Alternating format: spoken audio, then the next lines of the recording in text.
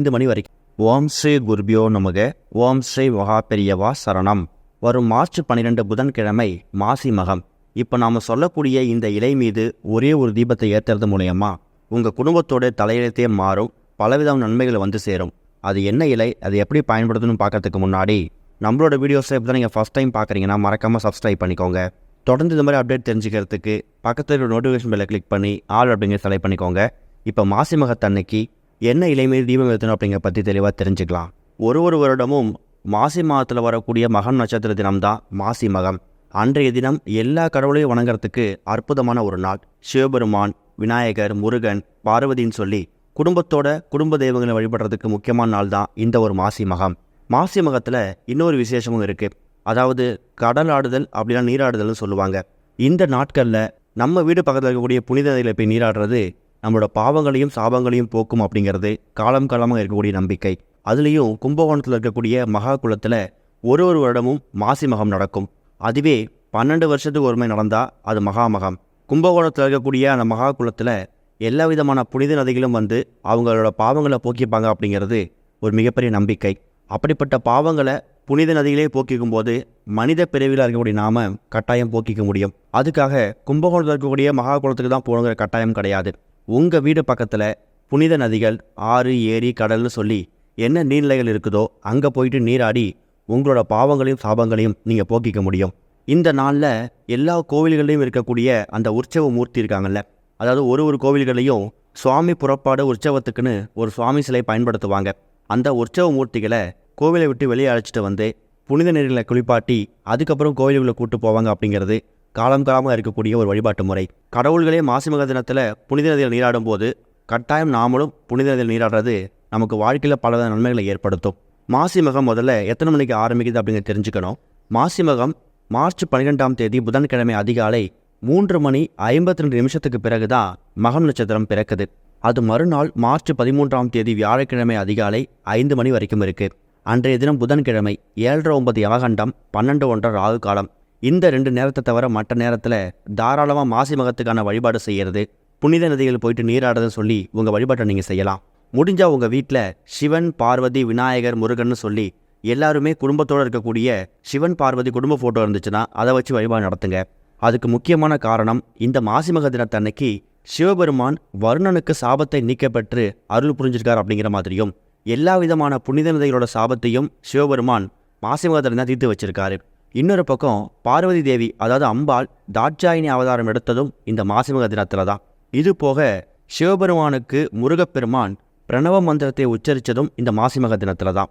அது மட்டும் இல்லாமல் மாசி மகம் மார்ச் 12ஆம் தேதி வந்திருக்குல்ல, அன்றைய தினம் புதன்கிழமை. புதன்கிழமை அப்படின்னு சொன்னாலே விநாயகருக்கு உகந்தது. இப்படி சிவன், பார்வதி, விநாயகர், முருகன்னு சொல்லி குடும்பத்தில் இருக்கக்கூடிய எல்லா நபர்களையும் எல்லா கடவுள்களையும் ஒரு சேர வணங்குறதுக்கான அற்புதமான நாள் தான் இந்த ஒரு மாசி மகம். இது போக இப்போ நாம் சொல்லக்கூடிய இந்த ஒரு இலையை பயன்படுத்தி நீங்கள் ஏற்றக்கூடிய ஒரே ஒரு தீபம் உங்கள் குடும்பத்தில் பலவிதமான வளர்ச்சிகளை ஏற்படுத்தும். இது வரைக்கும் சர்க்கிள்களை மட்டும்தான் சந்திச்சு வந்துட்டு இருக்கீங்க, ஏற்றமே இல்லை அப்படின்னு நினைக்கிறவங்களுக்கு இந்த ஒரு தீபம் உங்கள் வாழ்க்கையில் செல்வ செழிப்பை ஏற்படுத்தும். வறண்டு போயிருக்கக்கூடிய உங்கள் வாழ்க்கையில் துளிர் விட ஆரம்பிக்கும். அப்படிப்பட்ட ஒரு இலை தான் இப்போ நீங்கள் பயன்படுத்தக்கூடிய இந்த ஒரு இலை. இந்த தீபத்தை எத்தனை மணிக்கு ஏற்றலாம்? மாசி மகம் அன்றைக்கு மகம் நட்சத்திரம் நாள் முழுக்க இருக்கிறதால காலை நேரத்துலையோ மாலை நேரத்துலையோ எப்போனா ஏற்றிக்கலாம். கூடுமான அளவுக்கு மாலை ஒரு 6-7 மணிக்கு மேலே உங்கள் வீட்டோட பூஜை எல்லாம் ஏற்றிருங்க. அது என்ன இலை அப்படின்னா, எல்லார் வீடு பக்கத்துலேயும் இல்லை எல்லார் வீடுகள்லையும் ரொம்ப எளிதாக கிடைக்கக்கூடிய மாமரத்து இலை தான். அதாவது மாவிலை. மாவிலை அப்படிங்கிறது மகாலட்சுமி தாயார் அம்சம் பொருந்திய ஒரு பொருள், மங்களகரமான ஒரு பொருள். எல்லா விதமான சுப நிகழ்ச்சிகளுக்கும் எல்லா விதமான கோயில் திருவிழாக்களுக்கும் இந்த மாவிலையை தோரணமாக கட்டி தொங்க விடுவாங்க. ஆனால் அதுக்கு காரணம் அது மட்டும் இல்லை.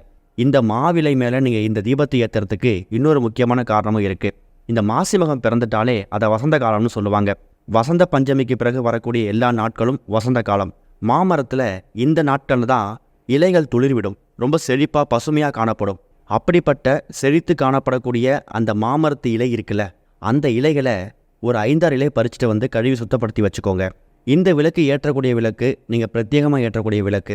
இது இல்லாமல் உங்கள் வீட்டோட பூஜை அறையில் காமாட்சி அம்மன் விளக்கு, குத்து விளக்கு, வீட்டோட நிலைவாசலில் ஏற்றக்கூடிய விளக்கு, அது எல்லாமே தனி விளக்கு. அது இல்லாமல் இப்போ நாம் சொல்லக்கூடிய இந்த மாமரத்து இலை மேலே மாவிலை மேலே ஏற்றக்கூடிய தீபத்தை நீங்கள் பிரத்யேகமாக பூஜை அறையில் இந்த தெய்வம் அந்த தெய்வம் அப்படின்னு இல்லாமல் பொதுவாக எல்லா தெய்வங்களுக்கும் ஏற்ற போகிறீங்க. வீட்டோட பூஜை அறையில் எத்தனை மணிக்கு பூஜை செய்கிறீங்களோ உங்கள் பூஜையெல்லாம் முடிச்சுட்டு வீட்டில் இருக்கக்கூடிய சுவாமி படங்களுக்கு என்ன நைவேத்தியங்கள் செஞ்சு வச்சு படைக்க முடியுமோ அதெல்லாம் படைச்சிருங்க. அந்த நேரத்தில் சின்னதாக தட்டு ஒன்று எடுத்து அந்த தட்டில் நீங்கள் தயார் செய்து பறிச்சுட்டு வந்து வச்சுருக்கக்கூடிய அந்த மாவிலை இருக்குல்ல, மாமரத்து இலை, அதை இப்போ நீங்கள் வீடியோவில் பார்க்குற மாதிரி பரப்பி வச்சுக்கோங்க. தட்டு மேலே இலைகளை வச்சதுக்கப்புறமா அதுக்கு நடுவில் ஒரே ஒரு மண் அகல்விளக்கு வைத்து நீங்கள் தீபம் போடணும். நெய் ஊற்றி தீபம் போட்டாலும் சரி, தீப எண்ணெய் ஊற்றி தீபம் போட்டாலும் சரி, அது உங்கள் தனிப்பட்ட விருப்பம். ஆனால் ஏற்றக்கூடிய அந்த தீபத்தை மாமரத்து இலை மேலே மட்டும் ஏற்றணும். அதை கவனத்தில் வச்சுக்கோங்க. இந்த மாமரத்து இலை மேலே இந்த தீபத்தை ஏற்றும் போது என்ன நடக்கும்? இந்த மாவிலை இந்த மாசி மாதத்தில் இந்த வசந்த காலத்தில் எப்படி செழுமையாக துளிர்த்து வளர்ந்துருக்குதோ அதே மாதிரி உங்கள் குடும்பமும் செழிப்பாக இருக்கும். பச்சை பசேல்னு செம்மையாக இருக்கும். வறண்டு போயிருக்கக்கூடிய உங்கள் வாழ்க்கையில் வசந்தம் வீச ஆரம்பிக்கும். அது மட்டும் இல்லாமல் மாவிலை, மாமரத்து இலை அப்படிங்கிறது மகாலட்சுமி தாயார் வாசம் செய்யக்கூடிய அற்புதமான ஒரு பொருள். வீட்டில் இருக்கக்கூடிய சுப காரிய தடைகளை நீக்கக்கூடிய அற்புதமான ஒரு பொருள். எல்லா விதமான தெய்வீக சம்பந்தப்பட்ட விஷயங்களுக்கும் நம்ம பயன்படுத்தக்கூடிய ஒரு இலை தான் இந்த மாமரத்து இலை. இவ்வளவு மகத்துவம் வாய்ந்த இந்த ஒரு மாமரத்து இலையை மாசி மக தினத்தன்னைக்கு, பொதுவாக இந்த மாசி மாதத்தை மகா மாதம்னு சொல்லுவாங்க. இந்த மாதங்களில் எக்கச்சக்கமான விசேஷ தினங்கள் வரும். அதில் முதல் விசேஷம், முதல் விரத தினம் மகா சிவராத்திரி. அதை கடந்து வந்துட்டோம். இப்போ அடுத்து வரக்கூடியது மாசி மகம்தான். இந்த மாசி மக தினத்தில் நீங்கள் செழித்து பசுமையாக இருக்கக்கூடிய அந்த மாமரத்து இலைகள் மேலே ஒரே ஒரு தீபத்தை ஏற்றிட்டு முதல்ல உங்களோட குல தெய்வத்தையும் இஷ்ட தெய்வத்தையும், அதுக்கப்புறம் சிவன், பார்வதி, விநாயகர், முருகன்னு சொல்லி எல்லா கடவுளையும் மனசார வேண்டிக்கோங்க. கூடவே முக்கியமான ஒரு கடவுளை வேண்டணும். அவங்க தான் மகாலட்சுமி தாயார். பொன் கிடைச்சாலும் புதன் கிடைக்காதுன்னு சொல்லுவாங்க. புதன் பகவான், அதாவது புத்திகாரகன், அவரையும் மனசார வேண்டிக்கோங்க. இப்படி எல்லா கடவுள்களையும் மனசார வேண்டிக்கிட்டு இந்த தீபத்தை ஏற்றி வச்சுட்டு உங்கள் வீட்டோட பூஜை அறையில் மற்ற தீபங்கள்லாம் எவ்வளவு நேரம் எரியுதோ அவ்வளவு நேரம் இந்த விளக்கு எரிஞ்சால் போதும். அதுக்கப்புறமா இந்த விளக்கை குளிர வச்சுட்டு அந்த அகல் விளக்கை அப்புறப்படுத்திட்டு அந்த மாவிலையை கால் பல இடத்துல தண்ணியில் விட்டுருங்க. இல்லைனா உங்கள் வீட்டோட பூஜை அறையில் பயன்படுத்தின காய்ந்து போன பழைய பூக்களை அப்புறப்படுத்தும் போது இந்த மாவிலைகளையும் அப்புறப்படுத்திக்கலாம். இது போக மாசி மகத்தன்னைக்கு தெப்ப உற்சவத்தை பார்க்கறது பெரிய புண்ணியத்தை சேர்க்கும். ஒருவேளை உங்களால் புனித நதிகளை நீராட முடியலை, அதுக்கான சந்தர்ப்ப சூழ்நிலை அமையல அப்படின்னாலும் அதை பற்றி கவலைப்படாமல் உங்கள் வீடு பக்கத்தில் இருக்கக்கூடிய கோவில்களில் திருக்குளம் இருந்துச்சுன்னா கட்டாயம், அது எந்த கோவிலாக இருந்தாலும் சரி, சிவன் கோவிலாக இருந்தாலும் சரி, பெருமாள் கோவிலாக இருந்தாலும் சரி, கட்டாயம் திருக்குளம் இருந்துச்சு அப்படின்னா தெப்ப உற்சவம் நடக்கும். அந்த தெப்ப உற்சவத்தில் போய் கலந்துக்கோங்க. மாசி மகத்தில் எக்கச்சக்கமான நன்மைகளை பெறக்கூடிய அற்புதமான விஷயங்கள் நிறைய இருக்குது. அதை பயன்படுத்திக்கோங்க. ஓம் ஸ்ரீ குருபியோ நமக. ஓம் ஸ்ரீ மகா பெரியவா சரணம்.